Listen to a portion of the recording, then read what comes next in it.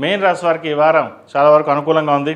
షష్టమాధిపతి అయిన రవి జన్మరాశిలో ఉన్నారు. వ్యయాధిపతి లాభాధిపతి అయిన శని జన్మరాశిలో ఉన్నారు. ఖర్చుల్ని అదుపులో ఉంచగలుగుతారు. మీరు చేసే కార్యక్రమాలు ఏవైతే ఉన్నాయో సఫలీకృతం అవుతుంది. ఉద్యోగంలోనూ వ్యాపారంలోనూ చక్కగా కలుసుబడుదనంగా ఉంటుంది. సహోదరి సహోదరు మధ్య ఉన్న విభేదాలు తొలగిపోతాయి. స్థిరాస్తుల విలువ పెరుగుతుంది. సంతానం యొక్క అభివృద్ధి బాగుంటుంది. కష్టానికి తగిన ప్రతిఫలం లభిస్తుంది. అయితే వీరికి ఏలినాటి శని నడుస్తోంది. ఏలినాటి శని వారికి అందరికీ బాగుంటుందని కాదు. కొంతమందికి బాగుంటుంది, కొంతమందికి బాగుండదు.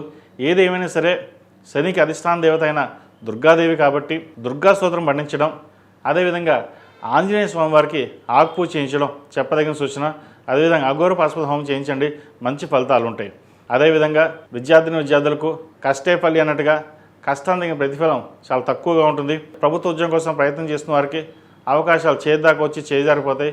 అయితే పట్టుదలతో సాధించాలి, ఎదగాలి అన్న భావంతో ముందుకు వెళ్ళండి. ఎవరో ఏదో చెప్పారు, ఆ ఉద్యోగం వచ్చేస్తుంది, ఇంత కష్టపడితే సరిపోతుంది అని కాకుండా మీరు 100% కష్టపడితే 100% ఫలితాలు వస్తాయి. లేదా 50% అంటే 50% వస్తుంది. ఏదైనా సరే నలుగురిలో నాకంటూ స్థిరత్వం ఉండాలి అనే భావంతో వెళ్ళండి, మంచి ఫలితాలు ఉంటాయి. సివిల్ సర్వీసెస్ ప్రిపేర్ అవుతున్న వారికి, అదేవిధంగా గవర్నమెంట్ ఉద్యోగం కోసం ప్రిపరేషన్ అవుతున్న వారికి చాలా అనుకూలంగా ఉంటుంది. ఈ రాశిలో జన్మించిన స్త్రీలకు వృత్తి ఉద్యోగాల పరంగా, వ్యాపార పరంగా సానుకూల పరిస్థితి గోచరిస్తుంది. కష్టానికి తగిన ప్రతిఫలం ఉంటుంది. పేరు ప్రఖ్యాత లభిస్తాయి. ఏలినాటి శని నడుస్తుంది.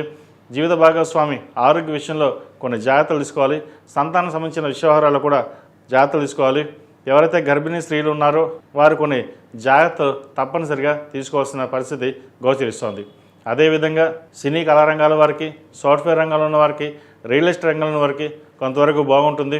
స్థిరాస్తులను ఒక చోట అమ్మి ఇంకో చోట ఇన్వెస్ట్మెంట్ చేద్దాం అనుకుంటారు. ఆ విషయంలో జాగ్రత్త వహించాలి. భాగస్వామి వ్యాపారాల కంటే సొంతంగా చేస్తున్న వారికి మంచి అవకాశాలు కలిసి వస్తాయి. ఈ వారం చాలా వరకు ధనం మీ చేతికి అందుకు వస్తుంది. కానీ వచ్చిన ధనాన్ని సక్రమంగా నిర్వర్తించాలి, లేకపోతే అదనంగా ఖర్చు అయ్యే అవకాశం ఉంది. వచ్చిన ధనాన్ని సేవింగ్ చేసుకున్నట్లయితే మంచి ఫలితాలు ఉంటాయి.